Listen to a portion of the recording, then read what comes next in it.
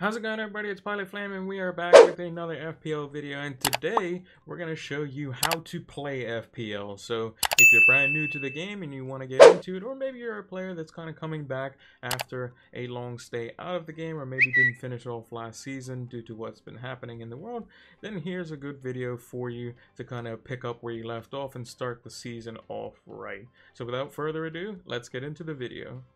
So once you've gone onto the Fantasy Premier League site, created your account and logged in, you will get a screen that looks something like this. Doesn't take long to create your account. Just asks you the basic stuff like name and email, favorite team, that sort of stuff. You can have a maximum of 2 goalkeepers in your entire team, 5 defenders, 5 midfielders, and 3 forwards. So with the maximum of 15 players for your team. And the budget that you have to spend on these players is £100 million. Now the player prices and the player listings are on the side here. So you can see that Nick Pope, as an example, is £5.5 million. And his past points total for the last season was 170, which was top among all the goalkeepers. So the minimum amount of players that you can play in your team game in, game out is 1 goalkeeper, 3 defenders, 3 midfielders, and 1 forward. That's the minimum you can have, and the maximum you can have is 1 goalkeeper, 5 defenders, 5 midfielders, and 3 forwards, with a maximum of 11 players on the pitch. If a player does not play, that is where your bench players come in handy. So let's say your goalkeeper is injured or for whatever reason and doesn't play any part of the game, then your goalkeeper on your bench will be the one that comes in. Same for the players on your bench as well. So if you have a defender that is on the bench and one of your defenders doesn't play, he comes straight in for him. However, let's say you have 3 defenders on the field and you have, let's say your other 2 defenders don't play at all on your bench, and you have a midfielder that did play. Your midfielder cannot come in to replace one of your defenders in your starting lineup that didn't play, because you have to have a minimum of 3 defenders on the field. So you would just get a blank score for that player. But let's kind of look at the strategy and how to basically maximize the amount of budget that we have, because this is a very low total in the start of the season. This will eventually increase over time as players go up and down in price, depending on how many players are bringing them in and their performance, as well as how many people are getting rid of the player and their performance, goes down as well. So one good example of one strategy that people use for goalkeepers is what's called a set and forget, where you get a decently priced goalkeeper, you play them every game, you don't change them out, and it's just pretty straightforward. So Patricio is the starting goalkeeper for Wolves. You would pay £5.5 million, and you would just have him in, game out, and that's who you would play. You wouldn't swap him out, you wouldn't change him, that sort of stuff. It makes the strategy really easy. What other people could also do is, I'll just take 2 keepers as an example. They'll take 2 cheaper keepers, which will be less in price overall, because if you bought Patricio and then a non-playing cheap goalkeeper, the cheapest you can get is 4 million. You would pay 5.5 plus 4 million, which is 9.5 of your budget for those 2 goalkeepers, even though one of them isn't going to play and you're just going to play Patricio every week. However, people do what's called basically a goalkeeper rotation strategy. So typically it's a little bit cheaper. So in this case, it's only 9 million rather than 9.5 between Matt Ryan from the starting goalkeeper for Brighton and Alex McCarthy, the starting goalkeeper for Southampton. What they'll do is they'll take a look at the fixtures and they'll see which ones have the best FDR rating, which means that they probably have a better fixture on paper for that game week. So we can see that Scott McCarthy plays Crystal Palace away. On the FDR rating, the lower the number, the better. So a 2 rating is quite good. So he would be favored in that fixture. If we look at Matt Ryan's fixtures for the FDR rating, he plays Chelsea at home. Chelsea came 4th last season, so probably not the best to play Matt Ryan in that game. McCarthy's more likely to get more points than Matt Ryan. That's not saying Matt Ryan can get more points than McCarthy, but it's more likely just based on the nature of the team that they're playing. And what you would do is you go week in, week out, and you would say whoever has the better fixture between Ryan and McCarthy, you would play that goalkeeper and swap them in and out. This has its downsides because you do have money that's being, kind of utilized in a sense on your bench, and there's a chance that, let's say Matt Ryan goes up against Chelsea and he does keep a clean sheet, and McCarthy concedes a very scrappy goal or something like that, then Ryan will end up with more points on your bench, which is unfortunate, but that's what the risk you take with rotating goalkeepers. It does save you a bit of money, which is quite tight in the budget at the start of the season. So that's kind of the strategy of goalkeepers. It's not the be all and end all of your team. In most cases, you basically just want to just kind of find goalkeepers that you're comfortable with. If it's a set and forget strategy or the rotation strategy, depends on how your budget's kind of laid out. I think this one's going to be a bit more popular, or even what some people are doing is they're just getting a non-playing goalkeeper at 4 million. I'm just going to pick any one here, and they're even going with McCarthy just as a set and forget goalkeeper for now because his fixtures are so good. You see that he only has a couple of fixtures all the way up until basically mostly up until Christmas time area, where they're kind of okay or bad fixtures. So Tottenham at home, that's an okay fixture for him. Tottenham are a bit more defensive. Burnley away, the FDR rating of 3, it's probably closer to 2 because of the fact that Burnley don't really attack too much. And Chelsea as well is a bit tougher. They tend to score, and United would be a bit tougher. So those two would probably be not great for him, but the rest of them look pretty good for the most part. So you can even go for something like this where you have 8.5 million spent on your 2 goalkeepers. You play McCarthy game in, game out, and that's it. That seems to be a popular strategy that people are doing this season. Again, it depends on season. Next season it could be different. McCarthy could be more expensive, or there could be better rotating goalkeepers. We will have to see. Who knows? There might be a playing 4 million goalkeeper, which is the ideal scenario, because that doesn't really happen too often. Typically, starting goalkeepers for their teams are 4.5 million or higher. And depending on how well the team did, depends on their price point. Okay, moving into defense. Now, typically, defenders can get quite a lot of points. And the way they get their points is through, just like goalkeepers, they can get clean sheet points. Goalkeepers get save points as well. I'll leave a link in the description for like the exact breakdown of how players get points and stuff like that. But defenders can be quite attacking in terms of crosses, in terms of set pieces, in terms of this sort of stuff, and that's why they're priced almost similarly to midfielders. So one good example is Trent Alexander-Arnold, who plays for Liverpool. He's on a lot of direct free kicks, which Liverpool take. He's on set pieces for corners, as well as longer like kind of free kicks, which are just whipped into the box for one of their taller players to head the ball onto. And he's also very good at getting forward, kind of going around his right-sided midfielder and swinging balls into the box for his strikers and forwards to head into the goal, which will get him assist points as well. The main thing that defenders get points for is the clean sheet. That's what they want the most. But if you can have a defender that gets clean sheets consistently, couldn't get my words right there, and get attacking returns, that's the ideal scenario. And Trent Alexander-Arnold is definitely one of those players, as well as his counterpart on the other side of the Liverpool defense, and Robertson is also very good at that as well. They put up crazy points totals in terms of just attacking returns. It's pretty insane how good they actually are, and that's kind of what you want to pay attention to if you can get cheaper players that also do this. And Wolves is quite a good example for this. So they have a defender whose name is Johnny, who typically plays as a left wing back, and a left wing back just means that he basically plays as a left midfielder, but he's a bit more attacking, and they have 3 center backs rather than the traditional 2, but he does get forward and he does whip in more crosses than normal, and he's quite attacking. However, he's sidelined with a significant knee injury. He messed up his knee in the European games that they were playing in the latter half of the season, and he's going to be out for a significant time. And his immediate backup is this guy here, Ruben Vinagre, who's priced at 4.5 million, which is very cheap for a defender that's going to be starting game in, game out. And if Wolves do not sign any new players that could play in this position, he's going to have to start. And he's very good in terms of the fact that his price is so low in comparison to someone on the opposite counterpart, which is Matt Doherty, who is 6 million. So you save 1.5 million there. You still get the clean sheets because he is a Wolves defender if they do get a clean sheet, and he's going to be just as potent going forward like Matt Doherty is going to be on the other side. So you want to be looking at these sorts of players that are cheaper in price but also potentially have the same threat going forward. So these sorts of players are very good to kind of pick out in your defense. They typically call them like wingbacks. Fullbacks is the main term for them when I'm playing in a back four, in a back three with 3 center backs, and they play kind of as fake midfielders in a sense, or fake you know, kind of just wingers that just go down the line and cross in the ball.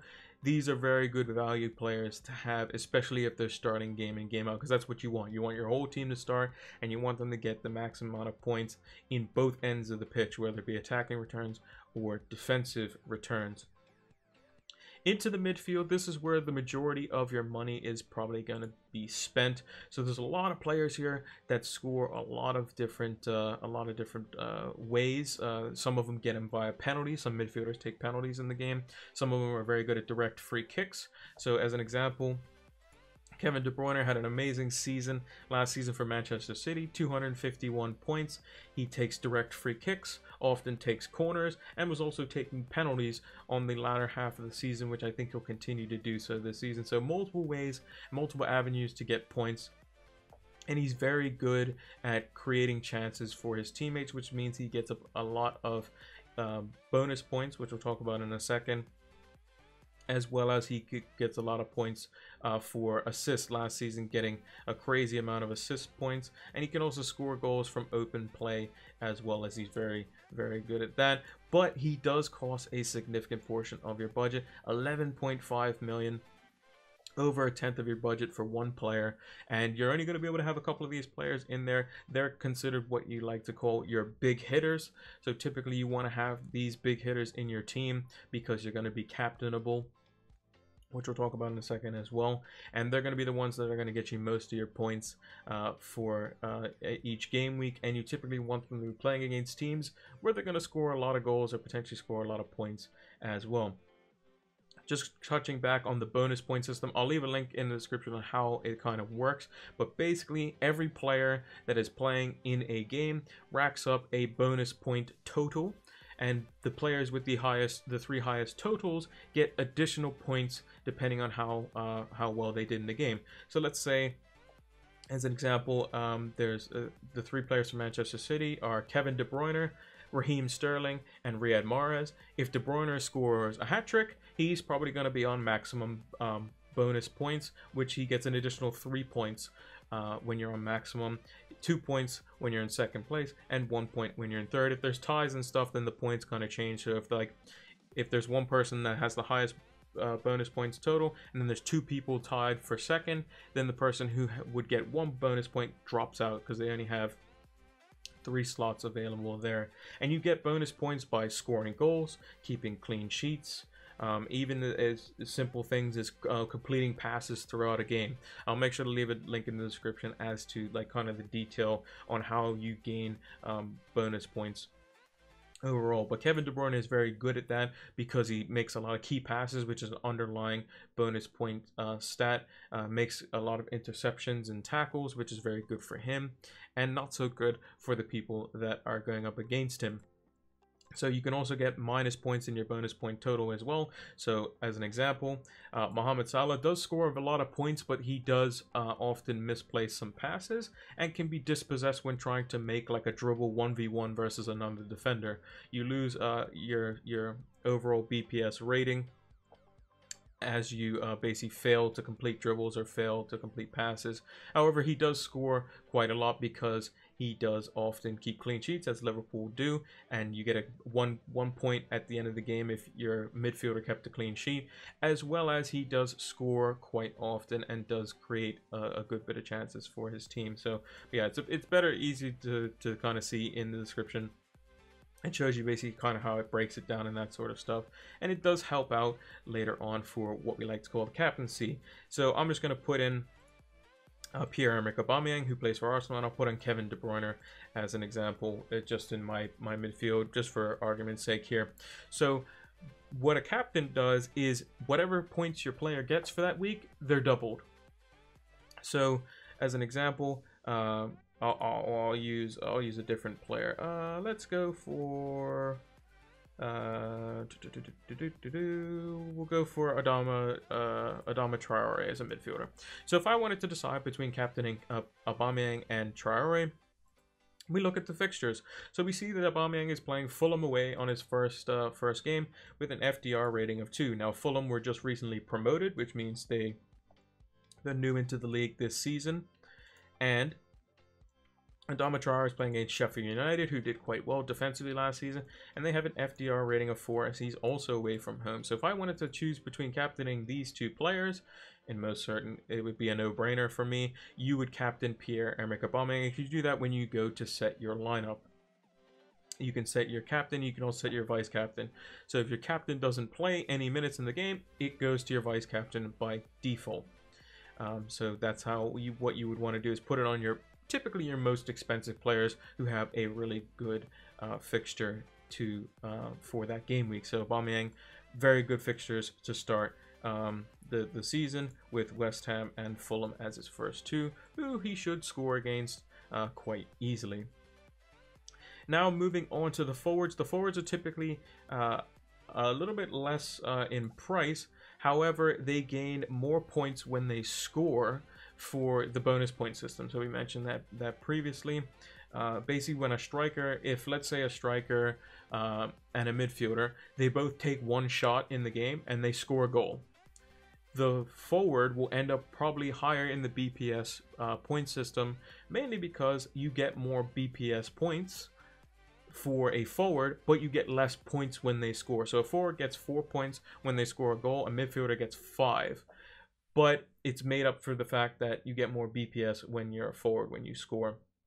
Again, it details that in the article that I'll link in the description for that. But for forwards, you typically also want to be picking players that are going to be potentially captainable, or players that may be a bit more valuable in terms of their price point. Again, you can't just keep putting in 9-10 million players across your midfield and forwards. You'll find that you run out a lot quite quickly. So one player, as an example, who had the highest points total last season was Jamie Vardy. He was the Golden Boot winner, scored the most goals last season with 20, I think it was 23. And he is at 10 million this season. So again, 1/10 your budget can be quite expensive. So you don't want to be kind of piling a whole bunch of money into your forward line. You have to kind of balance it out. So you want to be going with some players that are a little bit cheaper to kind of balance things out. So Antonio is another option. He's 6.5 million, and then you can kind of balance out your team there. So I'm just going to run through and make a team really quickly, just to kind of show you how, like, what may be good this season in terms of kind of starting off, and we can go from there. So basically, kind of the strategy more or less this season for defenders is people are kind of just going to be looking at much cheaper defenders, and then real cheap in goal, and then they put a little bit more money in their midfield and attack, which is typically what people like to do. I'm going to put in Doherty because he's a decent defender, and then we're going to go with super cheap defenders elsewhere. Another thing I also forgot to mention is that you want to be paying attention to what players do in preseason. So this guy here, Nathan Ferguson, he was recently signed to Crystal Palace. He's 4 million. He's the cheapest price that you can have for a defender, but he also may be starting for Crystal Palace, which is quite good at the beginning of the season because it allows you to get an extra 0.5 million out of him, because the fact that he's playing allows for him to, you get basically a discount defender that's going to be starting game in, game out, and you just kind of want him as bench fodder in the event that one of your players don't play. So it allows you to kind of make up for that fact. Whether he does start or not, we will have to see, but for the moment it seems like he's going to be playing in at right back most likely, so he's going to be someone that's going to be in there as well. And then I'm also just going to pick up a cheaper defender that Southampton brought in, Kyle Walker-Peters. He's a fullback that likes to get forward, and he's relatively cheap, 4.5 million.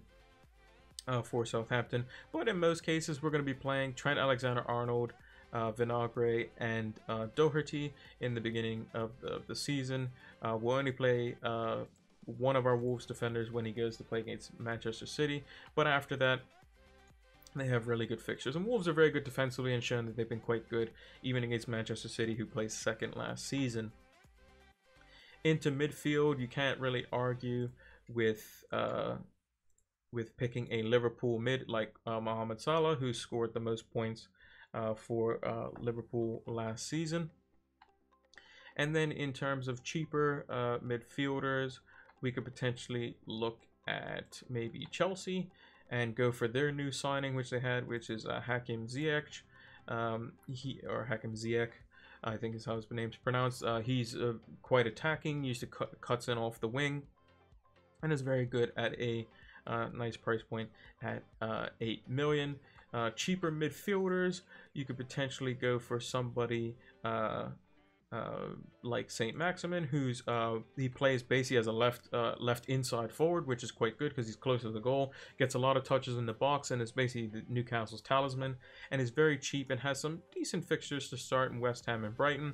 Spurs away is not great, Man United at home is not great, but has a very good sea of fixtures after that. And for somebody that's cheap like him, you're not going to be really looking too much out of him in the beginning of the season. Also for Liverpool, one of their kind of more creative midfielders, in Naby Keita, probably could see a bit more playing time because of the fact that Alex Oxlade-Chamberlain, who would be the other person that would be vying for that position, is somebody who is going to be playing, is going to be sidelined actually for 8 weeks. So Naby Keita could be a good point at 5.5. There's also Guy Armstrong at Southampton. He's a very good cheap midfielder as well. And then what we can do is look for a forward. Now, most forwards are typically 6 million that are like starting. And we want to get one, let's say we'll go for Mitrovic, who plays for Fulham. He has some okay fixtures to start the season. And then he has a rough patch, you know, from game week 10 to 12. But he looks to be a good option here. But we need to get 0.5 million. So what we might do is just take out Jamie Vardy and we'll put in a forward that's 9.5. And you'll probably put in maybe Chelsea's forward Timo Werner, who has a very good start to the season. He has a little, you know, a tough game against Liverpool at home, but they can still potentially score against Liverpool as well. So that's kind of how you kind of build your team. I used basically all the money I had there. As you can see on the screen, we have none left, but we picked all 15 players, and our team is relatively balanced. So game in, game out, assuming all the fixtures are basically like equal in a sense, I would play McCarthy in goal. I would play Trent Alexander-Arnold, I would play Matt Doherty, and then I would choose between Vinagre or Walker-Peters, depending on who has a slightly better fixture. I would then play Pierre-Emerick Aubameyang, Mohamed Salah, Hakim Ziyech, and then depending on who has a better fixture, I would play Saint Maximin or Keita, probably favoring Keita, potentially, maybe Saint Maximin from time to time. Potentially could be playing all 5, but basically you want to pick 7 out of the 8 players that you have in your midfield and your forwards. So between Antonio, Mitrovic, Keita, and Saint Maximin, you pick 3 of those that have the best possible fixtures. So let's say, as an example, Mitrovic is playing Manchester City away from home, whereas Naby Keita is playing Aston Villa at home, Saint Maximin's maybe playing Crystal Palace at home, and Antonio is playing let's say West Brom at home. Those 3 would be better to play. Mitrovic is probably going to find it tough to score against Man City, so you probably go with these 3 here rather than Mitrovic, and you would just put him as your first sub, and then you would have Walker-Peters or Vinagre, whichever one you choose, as your second sub, and Ferguson as your third sub most likely. And then your other goalkeeper would be on your bench as a sub for your goalkeeper if McCarthy didn't play. But since we know he plays game in, game out unless injured, then it's going to be fine there as well. And then depending on who has the best fixture between Timo Werner, here, Mohamed Salah, or Pierre-Emerick Aubameyang. If Salah has the best, Salah or Aubameyang have a better fixture than Werner, or even an equal fixture, you will always captain one of these two over the forward, just because they can potentially get more points. And since midfielders score 1 extra point for scoring a goal, and they also get a clean sheet point as well, those points can definitely add up, and you can end up with even more points than you would for a forward. So, and typically they're going to be a lot more involved in assists as well, whereas forwards typically are mostly going to be scoring goals for the most part. Salah is kind of an exception because he plays on paper as a right winger, but he comes in and kind of plays as basically an out-and-out striker sometimes, and he kind of links up play and does all that kind of stuff as well. One last thing that I forgot to mention is that once you have your team set up, every week you get a free transfer. Now, this free transfer can be used to swap one of the players that you have in your team currently and pick up a player that you might like that is still within the price range that you can have. So if I were to, let's say if I were to transfer out Matt Doherty, I can only bring in a defender, and he needs to be 6 million or less because that's the price that he had, unless you have money saved up in the bank, in which case I don't in this scenario. So you would need to potentially bring in another defender. So I could bring in, let's say, Marcus Alonso, who is 6 million and plays for Chelsea. Also with transfers, you can basically do more than one transfer of your free transfers per week, and that requires points as a cost for making that transfer. So let's say if I go into after week 1, I have my 1 free transfer to make going into game week 2, and I want to swap out 2 players for another 2 players. For every additional transfer after your free one, it costs 4 points to do so. So if I had 1 free transfer available and I wanted to make 4 transfers, I would have 1 free transfer, which would get docked off, and then I would have the other 3 transfers cost 4 points each, which would be 12 points to my score. Those are what's called hits. You might hear people refer to that as well. Pretty costly, so you don't want to do that. And you can bank transfers up to a maximum of 2. So at the end of game week 1 going into game week 2, if I don't use my transfer before game week 2, I get it saved. And then if I go into game week 3, I'll have 2 free transfers to make make changes to my lineup as I see fit.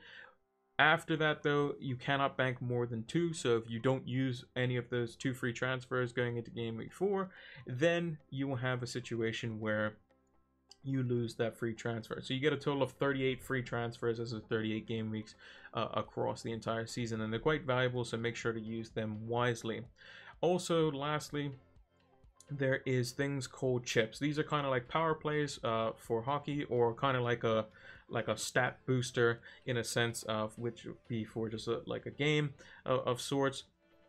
And you basically have a limited number of these throughout the season. So the first one, you get 2 of these per season once before the end of December. You can use it up until the last game week in December, and then you will lose it. But you also get another one of these in January onwards, and you basically use one of them either side of basically the new year, basically, and it's called a wild card. And what that allows you to do is make unlimited transfers, so you can have a free number of transfers all the way up until the next game week, and you can swap out anyone in your team you want, and as long as you maintain the budget, the transfers won't cost you anything, and then your team is set after that once you've made all of those transfers, and you can use that new team going forward. So let's say I used my wildcard chip and I want to change some players on my team. I can get rid of Alonso, I'll get rid of Vinagre, I'll get rid of Trent Alexander-Arnold, and let's say I'll bring in Azpilicueta,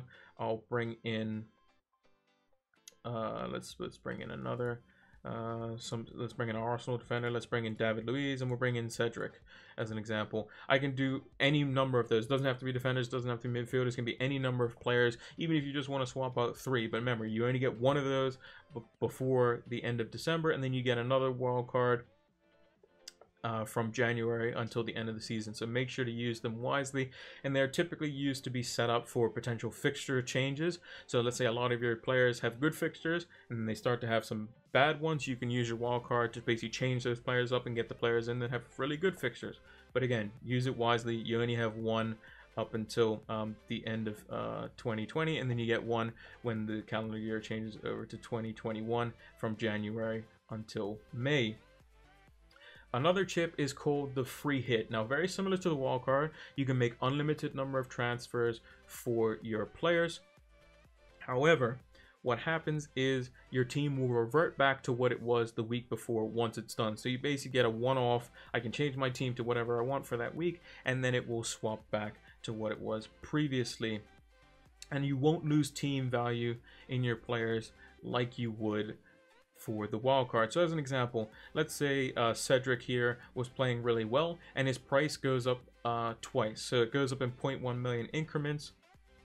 He will be at 5.2 million as a purchase value, but I could sell him for 5.1. So basically for every 0.2 million a player goes up when you have them in your team, you get 0.1 on sell value back. So if I sell Cedric Suarez after he's gone up 0.2 million, I sell him for 5.1, but if I want him back, I have to pay 5.2 if his price is still that way going forward. So typically you want to, pay attention to which players have gone up in value, and if you do sell them, you lose team value, and that could potentially overall hurt your teams. You kind of have to pay attention to that overall. Then there's two other chips as well. One is the triple captain, pretty straightforward. Whichever player you captain, instead of getting double points, you get triple the amount of points. And then the last chip that you have is what's called the bench boost. So basically what that means is instead of all your 11 players on the field getting points, your entire 15 players get points. So it doesn't matter if you have if your goalkeeper and your two defenders and a midfielder on your bench, they will get points for you as well. It's also a note that you can only captain people that are in your starting 11 and not on your bench. So that's kind of something to kind of note. But yeah, those are the various different kind of power plays, or they're called chips, which you can use. You only get one triple captain throughout the entire season. You only get one bench boost throughout the entire season. You only get one free hit throughout the entire season, but you get a wild card. Your first wild card can be used anywhere from game week 2 all the way up until I think it's game week 16 or 15 for the before basically the December ends, and then you get another wild card which you can use anywhere from the start of January all the way up until when the season finishes off in May. And that's pretty much a kind of basic understanding of how the game works.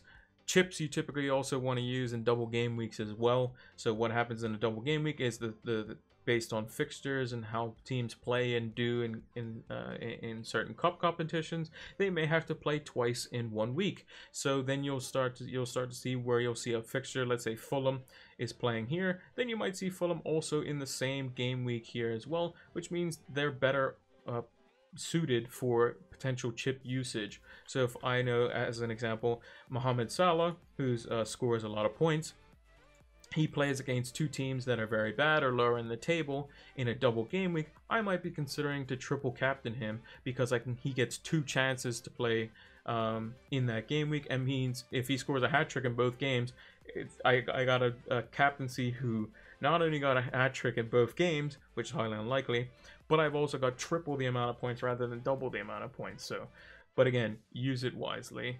And that's going to do it for this FPL video. Hope you all enjoyed it. And if you did, make sure to leave a like on the video. Make sure to subscribe to the channel if you are new. A lot of videos coming in the next week and the ones leading up until the season starts. And then we'll be doing regular content as well as streams as we normally do. And also turn those notification bells on so that you can get the content as soon as it is readily available.